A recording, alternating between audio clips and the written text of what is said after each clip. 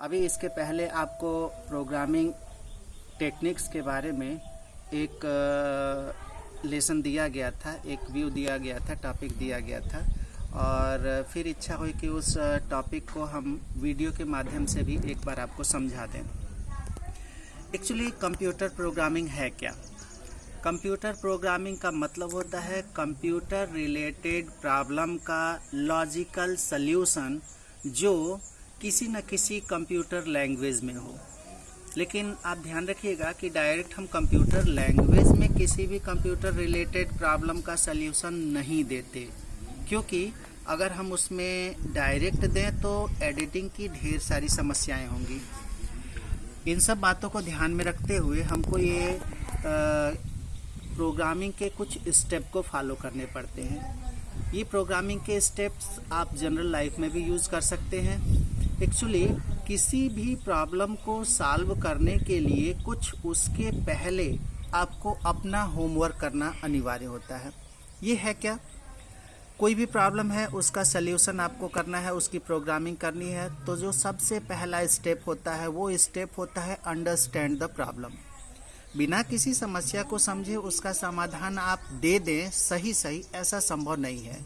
इसलिए dear student, ये ध्यान रखें कि first stage of programming is understand the problem. सबसे पहले आप समस्या को समझें।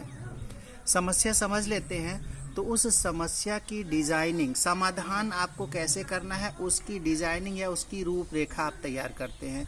समस्या आप टॉप लेवल से बॉटम लेवल की तरफ सुलझाना चाहते हैं या बॉटम टू टॉप अर्थात कठिन से आसान की तरफ या आसान से कठिन की तरफ। इसी को हम कहते हैं डिजाइनिंग ऑफ सॉल्यूशन। ये आपका सेकेंड फेज है। प्रोग्रामिंग का जो थर्ड फेज है वो है प्लानिंग ऑफ सॉल्यूशन। ये सबसे महत्वपूर्ण है प्रोग्रामिंग में, ये सबसे महत्वपूर्ण है प्लानिंग। कोई भी प्रॉब्लम कैसे सॉल्व किया जाए उसके लिए कुछ टूल्स हैं और उन टूल्स की मदद से हमको प्लानिंग करनी पड़ती है। प्लानिंग के 4 प्रमुख टूल्स हैं जिसमें algorithm, flow chart, pseudo code और डिसीजन टेबल प्रमुख है। एक एक करके हम एक वीडियो इन सभी पे आपको देंगे। सबसे पहला जो प्लानिंग का टूल्स रहेगा एल्गोरिथम, उसके बारे में आज चर्चा होगी, लेकिन उसके पहले प्रोग्रामिंग के बाकी सारे स्टेप्स को आप जान लें। तीसरा हमने बताया था प्रोग्राम प्लानिंग। चौथा स्टेप होता है कोडिंग। प्लानिंग के हिसाब से किसी कंप्यूटर लैंग्वेज में अपने स्टेटमेंट को डिकोड करना ही आपकी कोडिंग कहलाती है। कोडिंग के बाद लिखे गए प्रोग्राम को आप टेस्ट करते हो, either it is correct for a given situation और नॉट करेक्ट। मतलब कि आप अपने प्रोग्राम को किसी वास्तविक समस्या पे अप्लाई करके देखते हैं कि क्या वह वास्तविक समस्या को सॉल्व करने में सक्षम है आपका प्रोग्राम। यदि नहीं तो आप उसको पुनः एडिट करेंगे। ये चौथा पेज है और इसको कहते हैं कोडिंग। कोडिंग के बाद जो अगला फेज रहेगा टेस्टिंग। टेस्टिंग में आप प्रोग्राम को वास्तविक सिचुएशन पे टेस्ट करेंगे। 2 तरह की एरर आने की संभावना रहेगी, एक तो सिंटैक्स एरर और दूसरा रन टाइम एरर। 1 मिनट में हम समझते हैं ये सिंटैक्स एरर क्या होता है। प्रोग्राम में लिखे गए स्टेटमेंट या स्टेटमेंट के फॉर्मेट में यदि कोई कमी होती है और उस कारण कोई एरर अराइज होती है तो उस तरह के एरर को हम कहते हैं सिंटैक्स एरर, यानी वाक्य रचना में कोई ना कोई त्रुटि होती है।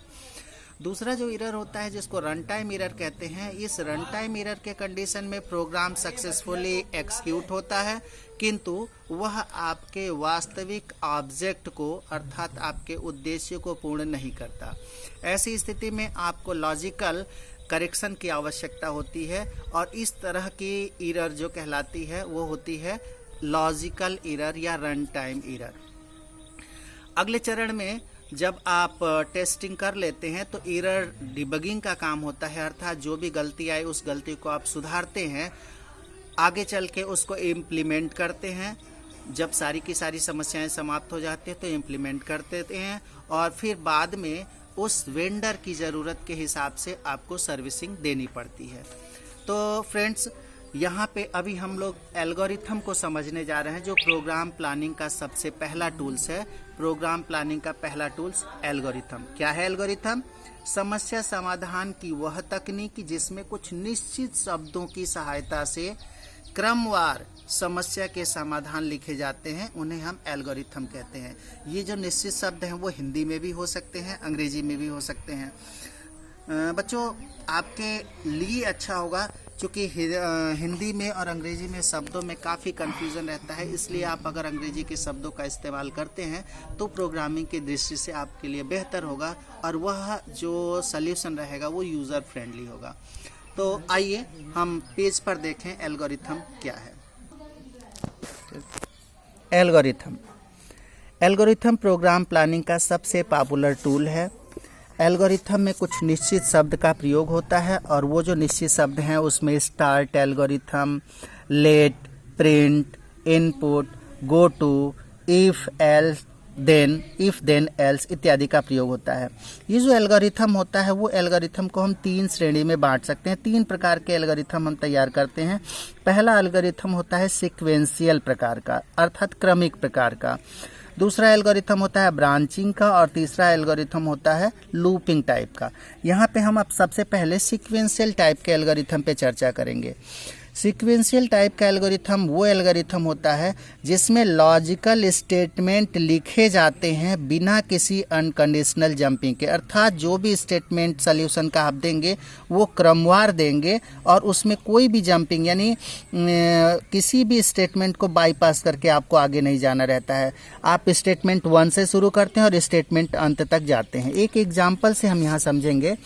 जैसे यदि समस्या रहे कि find the area of square, किसी भी वर्ग का क्षेत्रफल आप ज्ञात करिए, तो इसके लिए जो सल्यूशन आप देंगे कुछ इस प्रकार देंगे। सबसे पहले आप पहला वाक्य लिखेंगे स्टार्ट एल्गोरिथम, और ध्यान रखिएगा कि ये सभी एल्गोरिथम के लिए अनिवार्य एक स्टेटमेंट है। पहला स्टेटमेंट होगा स्टार्ट एल्गोरिथम। दूसरे स्टेटमेंट में लेट के साथ, माना के साथ आप उन वेरिएबल को यहाँ पे इनिशियलाइज करेंगे जिन वेरिएबल को आपको प्रोग्राम में आवश्यकता पड़ेगी प्रोसेसिंग के लिए। यहाँ हमको चूंकि एक स्क्वायर का एरिया निकालना है तो हमको 3 वेरिएबल की ज़रूरत पड़ेगी, लेंथ, विड्थ और एरिया। आप इनका कुछ इनिशियल वैल्यू भी ले सकते हैं यदि आपको प्री डिफाइंड वैल्यू लेना है। यदि इनकी वैल्यू आप प्रोग्रामिंग में अलग से प्राप्त करना चाहते हैं तो बिना वैल्यू के भी इन वेरिएबल को हम यहाँ डिक्लेयर करेंगे। अगला स्टेटमेंट रहेगा इनपुट। इनपुट के साथ इन्वर्टेड कामा में आपको मैसेज देना रहता है।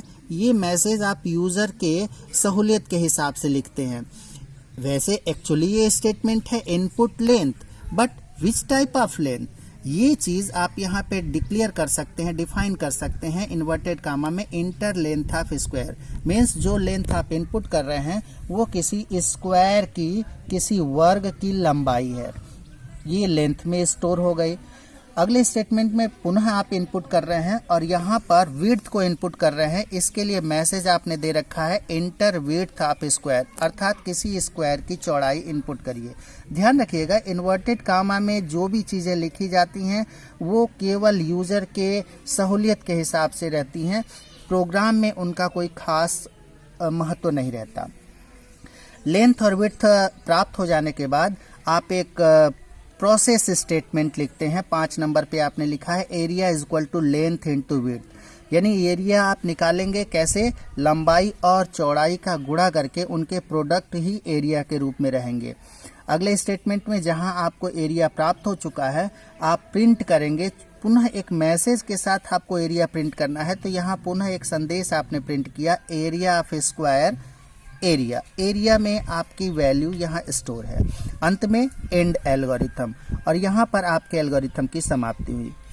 ध्यान रखने योग्य बात यह है कि आपको इस पूरे के पूरे एल्गोरिथम में कुछ चीज़ें, कुछ शब्द ध्यान रखने हैं। यहाँ पे आप यूज करेंगे कुछ सर्टेन वर्ड को, जैसे स्टार्ट एल्गोरिथम को लेट जो माना के लिए रहेगा, input, print, if then else statement और गो टू स्टेटमेंट। आगे इनका और प्रयोग होगा। यहाँ पे आप दूसरी चीज़ ये भी ध्यान रखिएगा कि प्रत्येक लाइन को स्टार्ट करने के पहले उनका लाइन नंबर देना अनिवार्य है, अर्थात प्रत्येक स्टेटमेंट एक एप्रोप्रिएट लाइन नंबर से चलेंगे। और मित्रों ये रहा पहला एक एल्गोरिथम का एग्जाम्पल, जिसे हम कहेंगे सीक्वेंशियल एल्गोरिथम। नेक्स्ट वीडियो में हम आपको ब्रांचिंग के कुछ एल्गोरिथम बताएंगे।